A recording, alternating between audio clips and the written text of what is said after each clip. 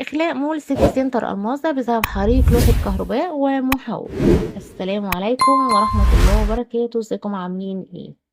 النهاردة جيت لكم بأخبار أتمنى إنها تنول إعجاب حضراتكم. نشب حريق محدود داخل مول سيتي سنتر ألماظة التابع لقسم أول مدينة نصر في لوحة كهرباء ومحول صغير داخل فرع كارفور، مما نتج عن ذلك تعرض بعض المترددين على المول لحالات اختناق بسيطة نتيجة تصاعد الأدخنة الكثيفة.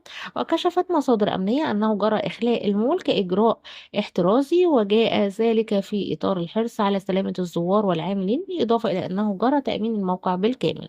وعن تفاصيل الحادث فتعود عندما ورد إلى غرفة عمليات النجدة بلاغا يفيد بنشوب حريق داخل مول سيتي سنتر ألماظة، مما أدى إلى تصاعد الأدخنة الكثيفة. وعلى الفور توجهت قوى من الأمن رفقة عدد من سيارات الإطفاء إلى موقع البلاغ، وذلك من أجل السيطرة على الحريق ومنع امتداده وانتشاره. ودفع قوات الحماية المدنية بأربع سيارات إطفاء إلى المول الشهير استمت السيطرة على الحريق وإخماد النيران بالكامل. وتواصلت الجهات المعنية جهودها في التأكد من سلامة منظومة الكهرباء داخل المول وحصر الخسائر، كما يتم استكمال المعاينة الفنية للكشف عن الأسباب التي أدت إلى نشوب الحريق.